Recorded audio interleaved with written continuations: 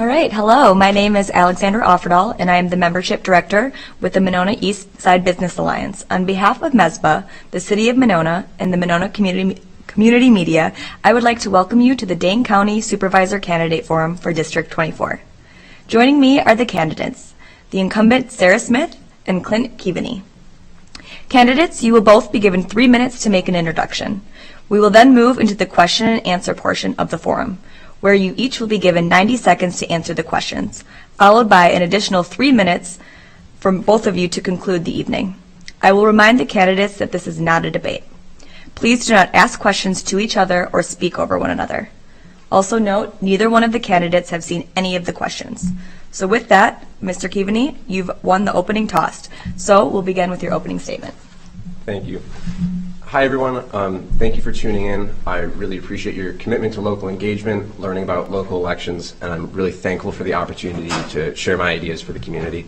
I grew up here in Madison, Monona. My family moved to East Dean when I was 5 years old. We moved over to the Monona side of things when I was in middle school. And I first really became politically involved when my parents had to go into debt to pay for surgeries that I needed.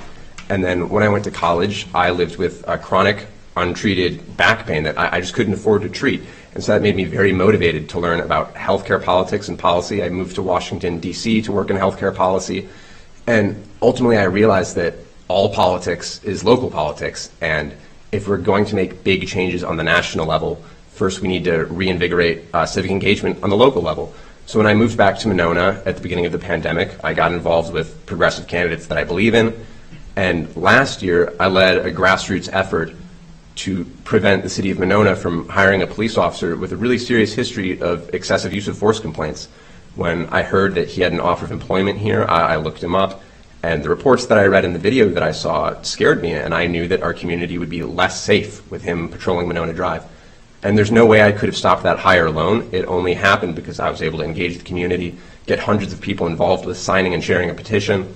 Many people emailed their thoughts to the Police and Fire Commission, and ultimately half a dozen folks came with me to a Police and Fire Commission meeting, gave their testimony, and they voted unanimously to rescind that offer. And I want to take that attitude and culture of civic engagement and grassroots participation and bring it to the Dane County Board, because I think the more people get involved, the better the Dane County Board will do in addressing the pressing issues that we face, like climate change and its effects on our lakes, public safety, the affordable housing crisis. And I bring a lot of proactive ideas to the table that I'm very excited to share with you, but most of all, I just want to get other folks involved, because when I go knocking doors, most people aren't really aware of the county board or what it does, and they don't know who's representing them. And I think it's important that we build that culture of civic engagement to face these challenges. Thank you. Thank you. And Ms. Smith, your opening statement. Thank you. So hi, I'm Supervisor Sarah Smith. I represent District 24 on the Dane County Board of Supervisors. I've had the honor of serving on the board in this capacity since I was first elected in 2020, but my service to the community and for progressive causes began long before that. While the past 2 years have been some of the most difficult for local government, I have been successful delivering for our community in the face of these unprecedented times. My educational background, career experience, and a long history of progressive activism have been critical to that success.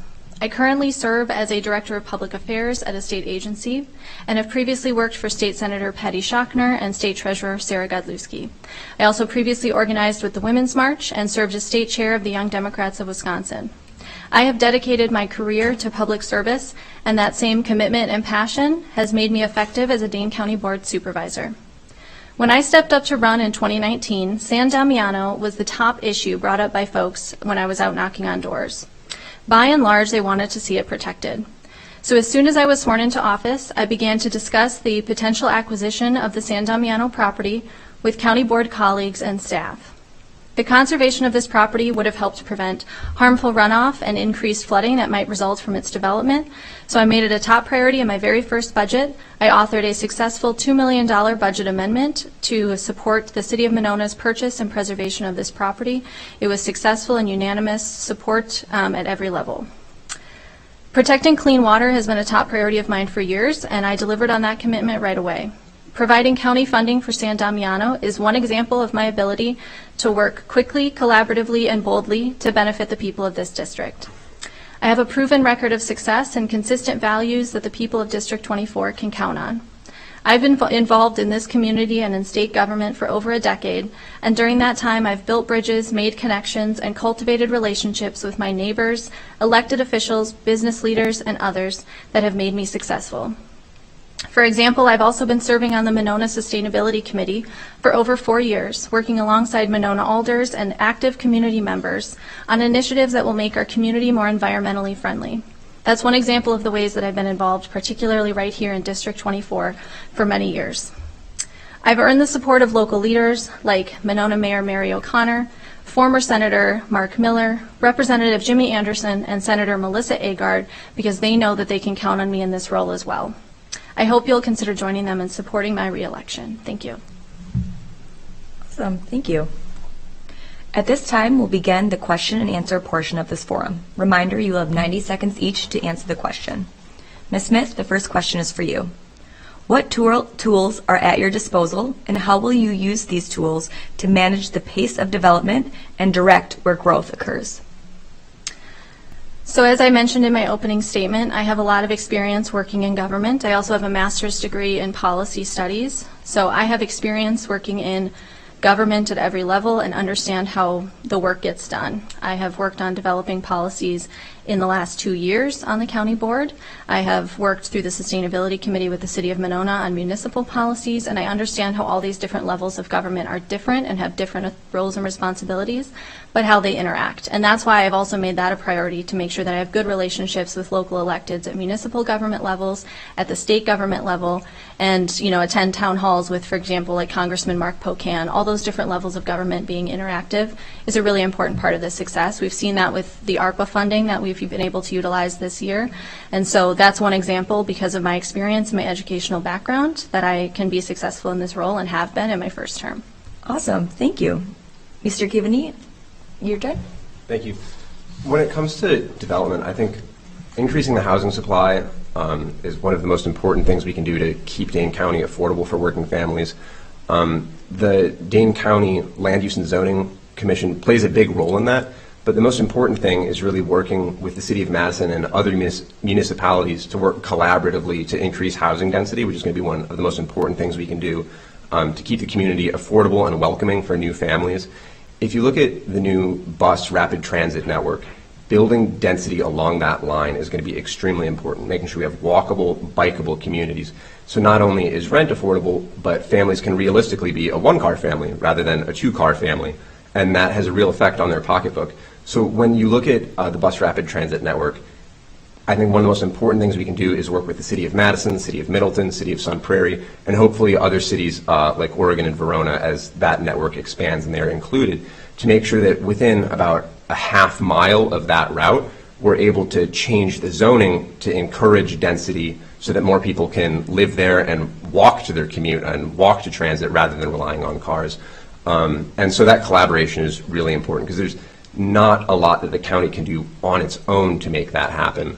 Other aspects of development, we need to be incentivizing infill through grant programs that are at our disposal. We also need to be making sure that we prioritize the Dane County Housing Authority, and so that we're working across all levels of government. Awesome, thank you.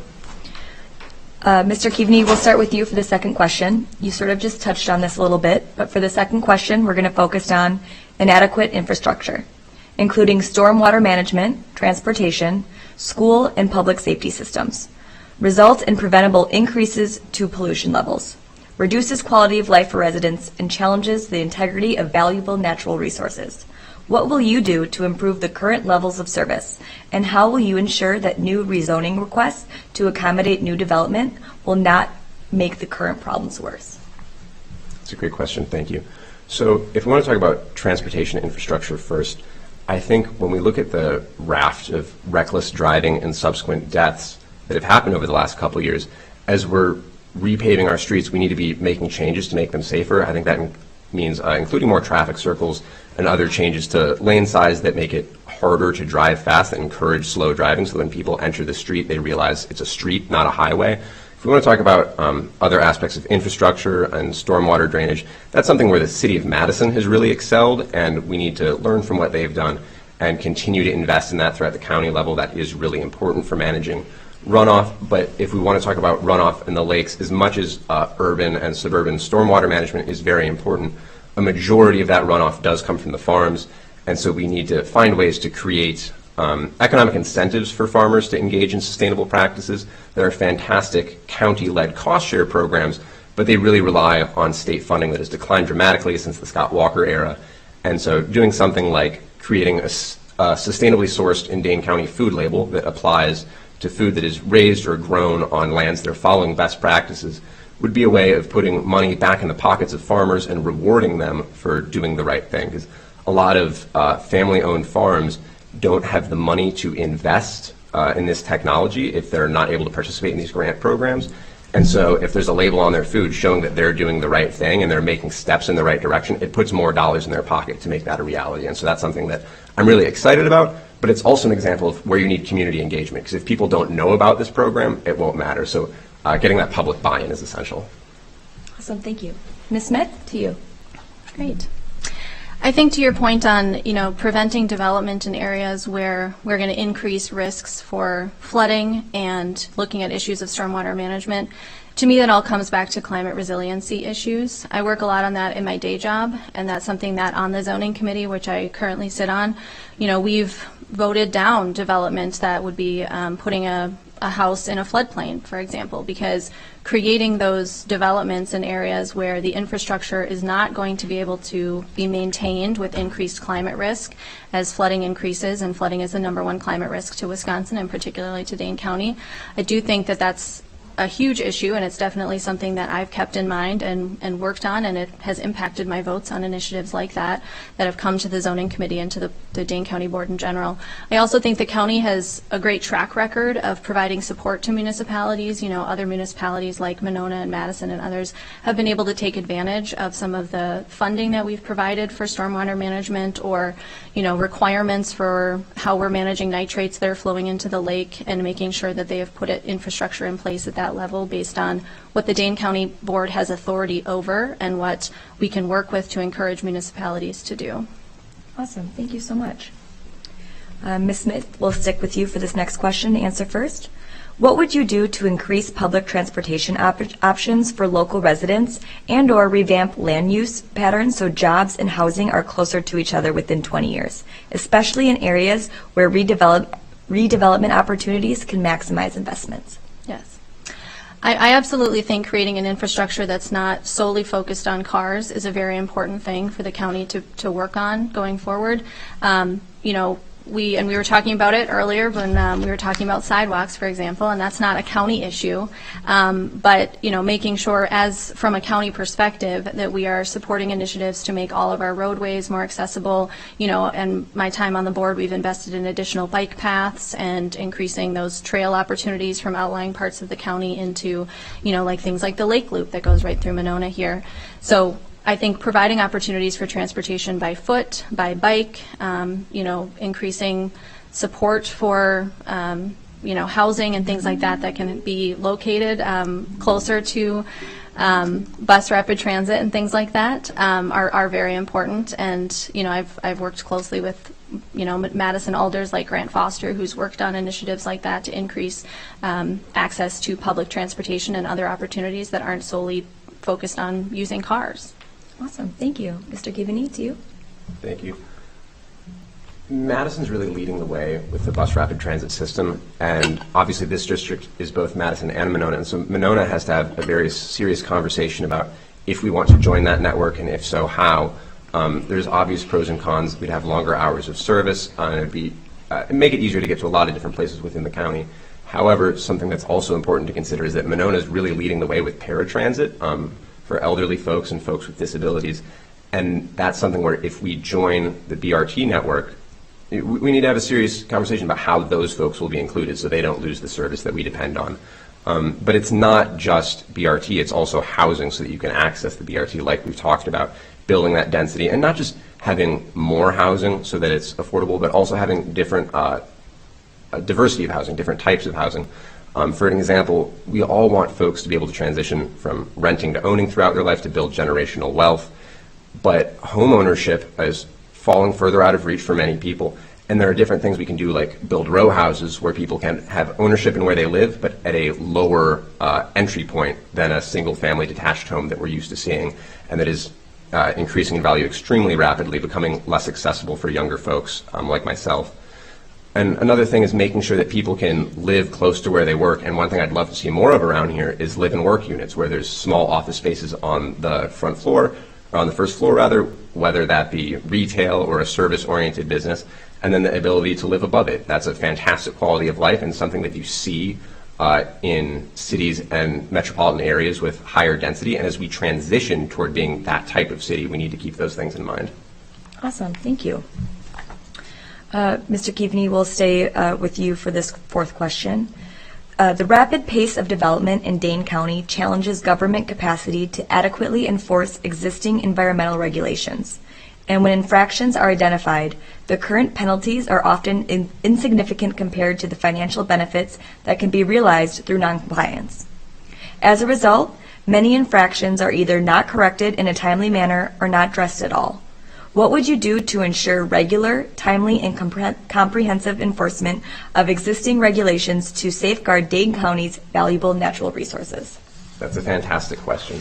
And I think the answer first and foremost is to make the penalties so that they're not simply a cost of doing business. Because if you have businesses or developers that expect to be fined because they can just look at the profit they'll make and they'll say, okay, we can eat that fine, it's one of our expenses, that's unacceptable. And you see that problem from a local level to a national level with things like pharmaceutical companies.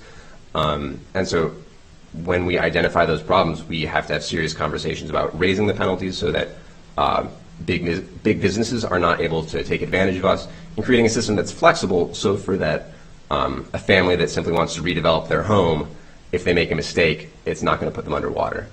And so just bringing the community together to address that in a holistic manner and identify the various actors that are at play there. Awesome, thank you. Ms. Smith, to you, same question?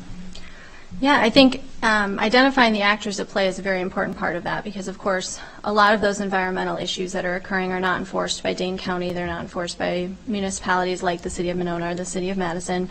You know, in the case of, say, a quarry, the blasting that's happening at a quarry is actually managed by the Department of Safety and Professional Services, while potential, pollutants that are maybe going into the water table are regulated by the Department of Natural Resources.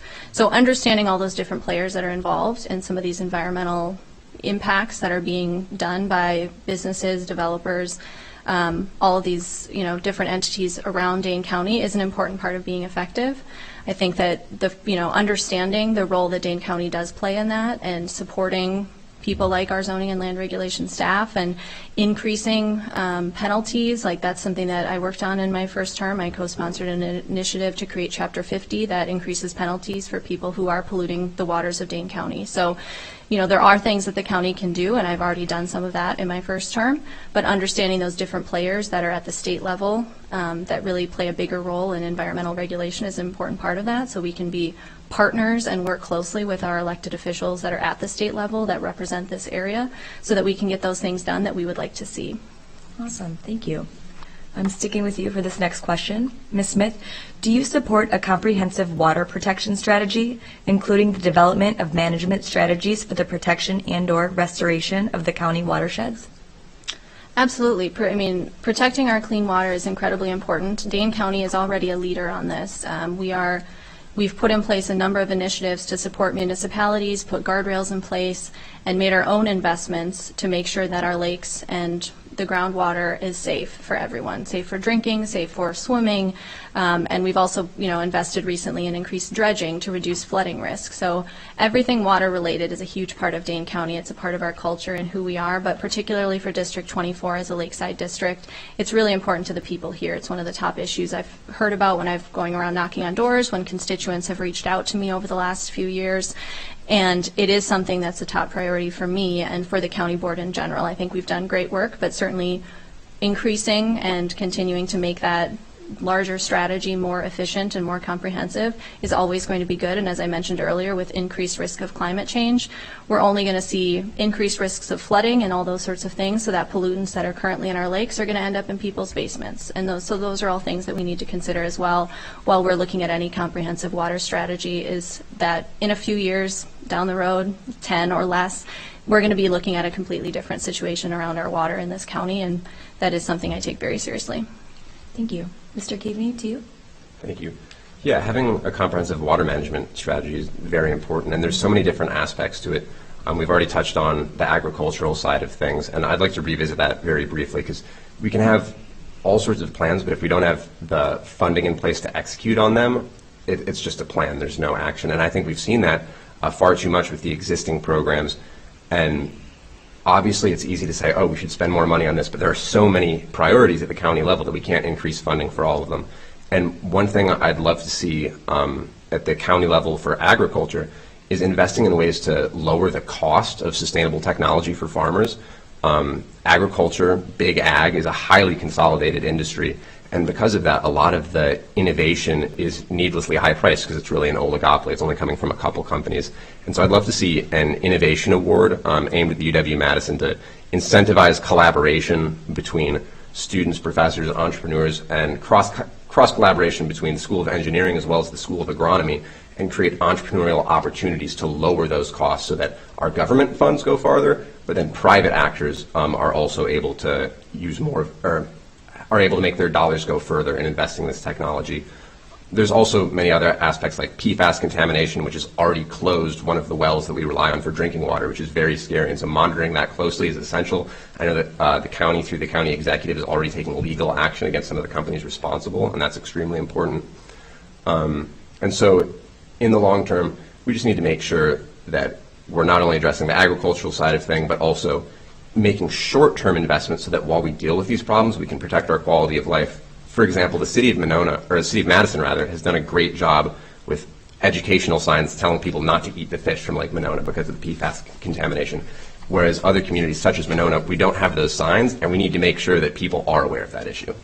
Thank you so much. Mr. Keaveney, this next question goes to you. What tools, strategy, and/or funding mechanisms would you use to protect and increase green, open space areas and agricultural resources?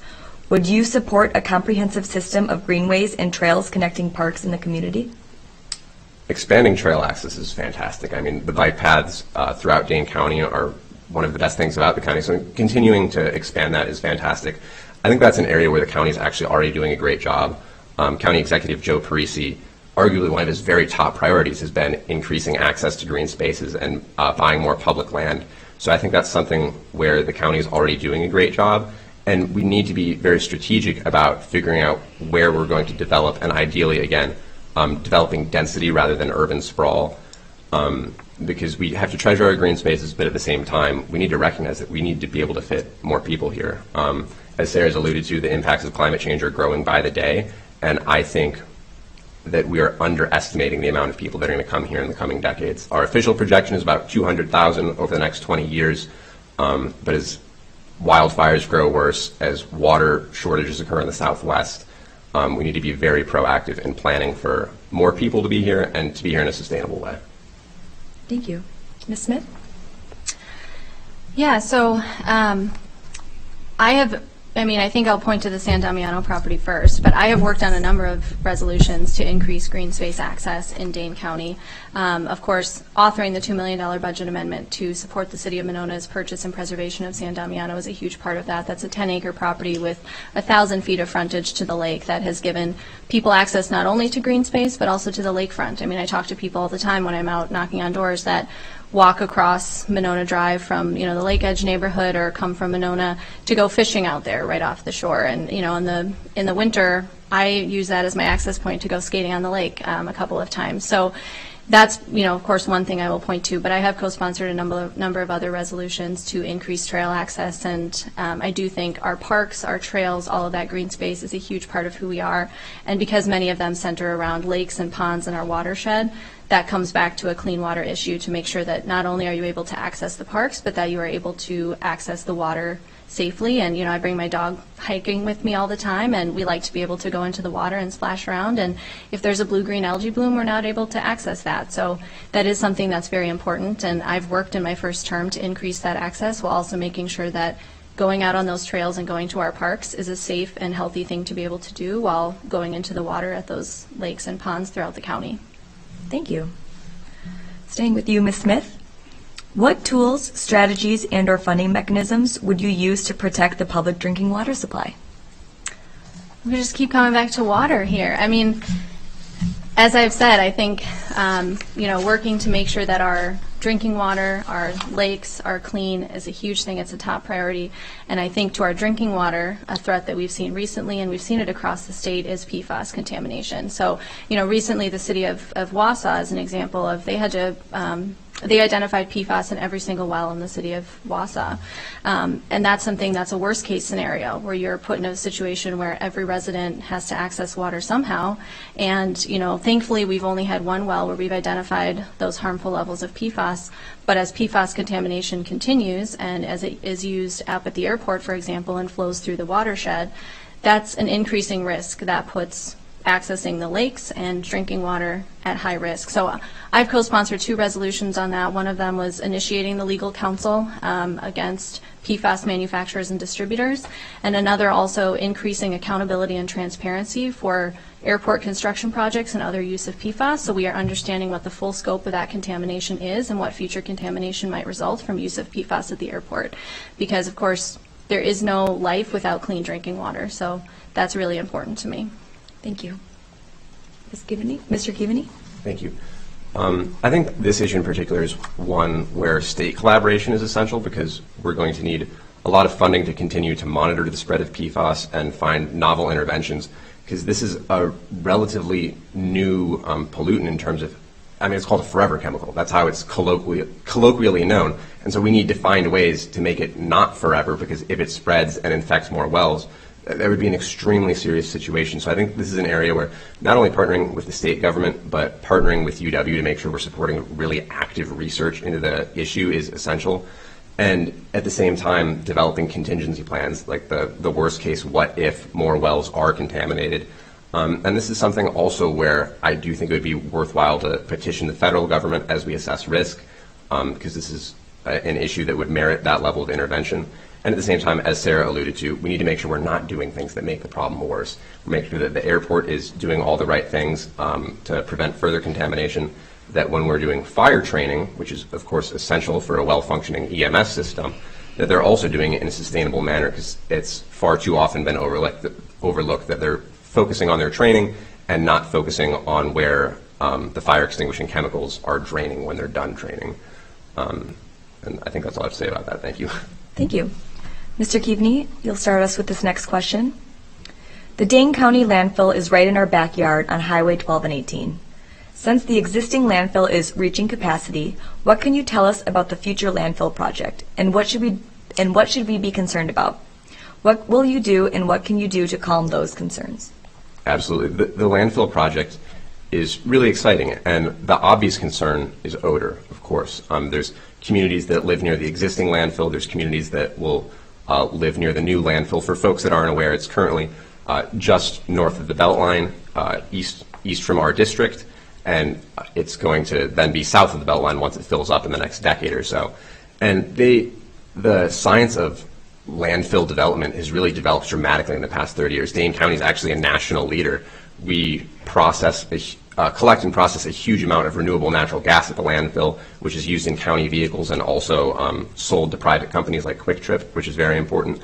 And I think the most exciting thing about the new development is that there's going to be a sustainability campus, so that businesses and other private actors are able to get involved with the innovative and growing science, because ultimately they believe that they can reduce what we put into the landfill by more than 30%, and that's through composting and recycling materials that previously were not recyclable. And so that's going to provide jobs for the community. It's also potentially a source of composite lumber and construction supplies, which are increasing in price beyond our rapid rate of inflation. And so it's a project that has a lot of positive benefits. And coming back to the odor, the Waste and Renewables Department is generally quite responsive to the community, and we need to make sure that they still are. Something that needs to happen immediately, though, is to have an internet reporting hotline for odor, because odor management is actually quite complex. There's a lot of different levers that they can pull to manage that, and it's essential that they're aware of where odor escapes and when, so they can make those changes. They actually have a really innovative vapor border to prevent odor escape, and so they need to know how well that's working and how they can continue to improve it.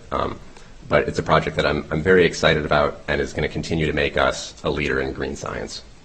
Thank you. Ms. Smith? Yeah, Dane County absolutely is a leader. Our department is run by incredibly experienced and well-educated and knowledgeable folks, and they have made us really a national leader. They've put in place a lot of innovative initiatives at the landfill, and will continue to do that and build the sustainability campus in a new landfill. So those are very important things. I also, anytime there's a discussion around the landfill, try to bring up reducing waste on the front end. So we don't have to always return to a status quo understanding of how much we might need in a landfill years down the road based on how much waste we're producing now and how much of that waste is not recyclable or not compostable. We can put in place, educational initiatives to encourage consumers and businesses, individuals, to make different choices and to utilize more materials that are recyclable and can be composted and put those things in place at their own home and their own business. That's something that we have worked on in the Monona Sustainability Committee while I've been there, is educating people on different opportunities for waste management, sustainable energy, all those sorts of things, because I do think it comes back to having that community buy-in to reduce the waste overall. Again, our landfill, our new project has a lot of innovative initiatives included in that, and that's very important, and obviously the county will need to have a new landfill soon, but I think there are also certainly mechanisms and ways that we as a county can reduce our waste and make us an even better leader around issues of sustainability long term. Thank you. Ms. Smith, this next question is for you. We see large apartment buildings going up all over Dane County, including the east side of Madison and Monona. What should we do about our county highways, Broadway BW and Monona Drive BB, when it comes to traffic congestion at key intersections like Monona and Broadway and Monona and Cottage Grove Road? Well, I think we need to focus less on using cars. I think, to me, housing density is a really important environmental initiative, and because of the increased population we have in Dane County, particularly right in this area near downtown, it's only reasonable and appropriate that we would have higher housing density, which of course means apartment buildings, condos, things like that are housing people in smaller areas and in buildings that are up levels rather than sprawling across many different lots. And I think creating opportunities for people to walk and bike and use public transportation. Before the pandemic, I was a Monona shuttle rider, and having that commuting opportunity to get on the bus a few blocks from my house and get downtown and get home, it reduced the number of cars. There would be 12 or 15 of us every morning on that bus and every evening, and we would have each taken up our own car lane, if we had all been driving to work on our own. So I think those opportunities exist. The county plays, somewhat a limited role unless it's a county highway and all those sorts of things. And so it is important to understand, as I'm speaking, that I understand the role of Dane County and the limits to our authority, but working with municipalities and encouraging those types of initiatives is certainly something I will continue to do to make sure that we are providing more sustainable opportunities for transportation and reducing that congestion while we increase housing density. Thank you. Mr. Keaveney, same question.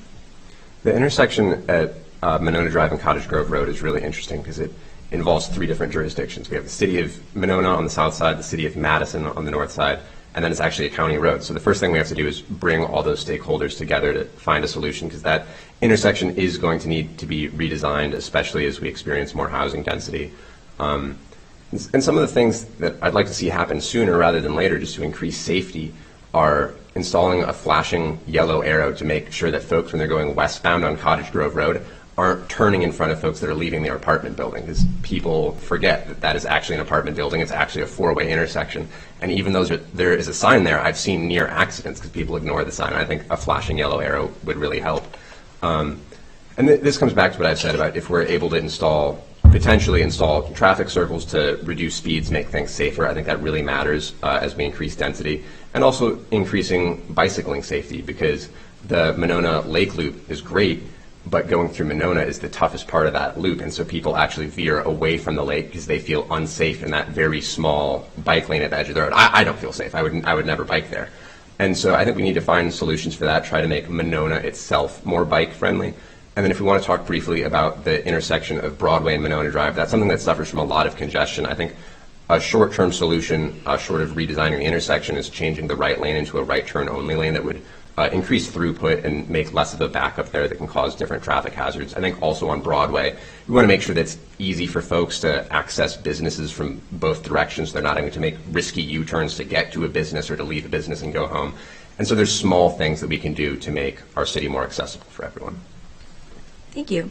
Mr. Keaveney, our final question goes to you. Dane County has deeply entrenched racial inequality. What do you believe the county should be doing to address this? We need to make sure that our spending on these issues is really impactful, because when we talk about deeply entrenched racial inequality, there's no easy answer, there's no easy set of answers, and I think sometimes we spend money in a way that is more performative than actually assistive to people that need assistance. A recent example is that the Dane County Parks Department, in conjunction with the Dane County Zoo, authorized a contract for $99,990 for an equity analysis of the parks and zoo. Now, the parks and the zoo are free to everyone, but that doesn't mean there's not equity issues. In more high-income areas, there might be nicer facilities. In rural parks, certain folks might not be able to get there. I don't believe that you need a $100,000 consultant to tell you that. And most importantly, if we do need a consultant to do this analysis, it should be someone in Dane County, and preferably a Black-owned business if we're going to talk about equity and impact on marginalized communities. And so having a contract that's $10 under the open bid limit and goes to a white couple in Arizona, I don't think that's acceptable, and I think we need a representative that's willing to speak out when we're making decisions like that, because when we're spending money on equity, it needs to actually be spent on equity in an impactful way. Thank you. Ms. Smith? Thank you. I think all the issues we've talked about so far are issues of racial equity. Making sure that everyone has access to clean water and safe housing is an issue of racial equity. Making sure that everyone can get to work safely and get to their school safely is an issue of racial equity.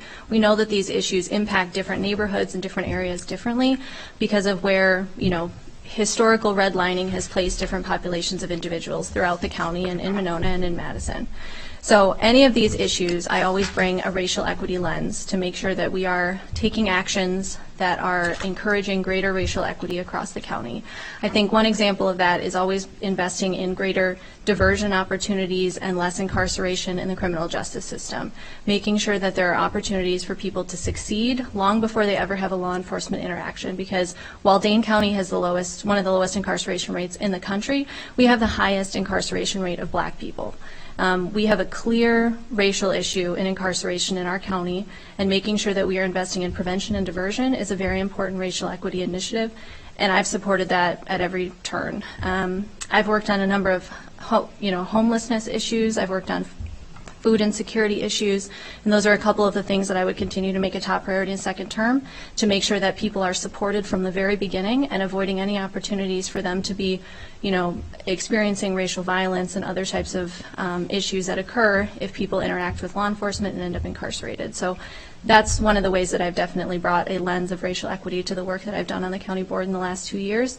And as I said, every single issue that we work on is an issue of racial equity, and making sure that we are applying all those things fairly across the board so that everybody in this community can succeed and thrive. Thank you. We'll conclude tonight with the candidates being given 3 minutes for a closing statement. Ms. Smith, we'll begin with you. All right. Well, over the past hour, we've discussed a lot of issues that I've taken action on in my first 2 years on the board. Clean water, we talked about quite a bit. Homelessness, justice reform. I think another important initiative that I've worked on the board is pandemic recovery, supporting small businesses and supporting our community and public health throughout the last 2 years to make sure that we can come out of this pandemic safely on the other side.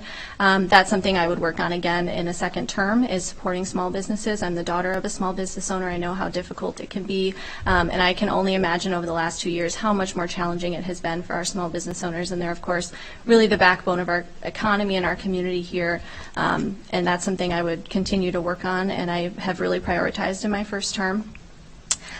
We touched on as well the issues of racial equity. That was something I really wanted to focus on, because one of the tenets of working on the county board is understanding who things benefit that we are working on and who is disadvantaged by things the county board is working on. And so making sure that that is at the top of our mind at every single board meeting is something I've taken very seriously over the last 2 years and would continue to take seriously. I have that proven record I mentioned earlier, a long-term commitment to progressive values and working in government and in activism, and I've brought all of that passion and commitment to this board, and I have done that in a way that I've been able to utilize, the relationships that I've built and rely on my educational background to put a lot of great policies in place and push force initiatives like $2 million to preserve San Damiano, supporting affordable housing, supporting rapid rehousing for people experiencing homelessness. All of these initiatives are things that I've worked on very closely and authored, and would continue to build on that in a second term to make sure that everyone in this community has the ability, as I mentioned, to succeed and thrive. I think that's important, and regardless of race, gender, ethnicity, any of those things, everyone in this community should feel supported and should have that opportunity. And that's what I bring to the table every day when I have a county board meeting, when I have a committee meeting, when I'm working with constituents. And I would continue to do that in the second term. Thank you so much. Mr. Givney, to you. First of all, I just want to thank everyone that's tuned into this forum, taking the time to learn about our priorities and engage in this important local election. It means a lot to me, and I'm grateful for the opportunity to share what I would bring to the table. If I'm elected, I would prioritize, as I said at the beginning, creating grassroots engagement and promoting civic involvement, because I think we face a lot of really tough challenges, from public safety to the environment and the toxic algae blooms on our lake to the affordable housing crisis that we're all dealing with. And all too often, it's the voices of those who are already doing well, those that are already able to make it to committee meetings, that their preferences are reflected in what we do. And making sure that everyone comes to the table and everyone's voice is heard is extremely important. When I go door knocking, there's far too many people who don't know what the county board does, and we will be much more effective if those folks are involved, if they're educated, if they feel like they're genuinely part of the decision-making process. We have someone that shows up not just during campaign season, but I'm serious, I will go out and knock on doors in the off season and talk to folks to hear their perspective, because when you're in lower income parts of Monona and Madison, you hear things that you don't hear from the folks that are able to show up to the meetings, because they have that privilege, they have that time. And so making sure that everyone's voice is heard is really important to me on those topics. I'd like to end with a quote that's really inspired me throughout this campaign from Robert La Follette, our former senator and governor. "Publicity, discussion, and agitation are necessary to accomplish any work of lasting benefit." And that's why I'm running, to create that agitation and discussion, get more folks involved. I really appreciate your time. Thank you. And that concludes this evening candidate forum. Thank you to the Monona Public Library for hosting, Monona Community Media for arranging a live stream, and to our candidates for participating. We appreciate you all being here, and to everybody listening at home. Good night.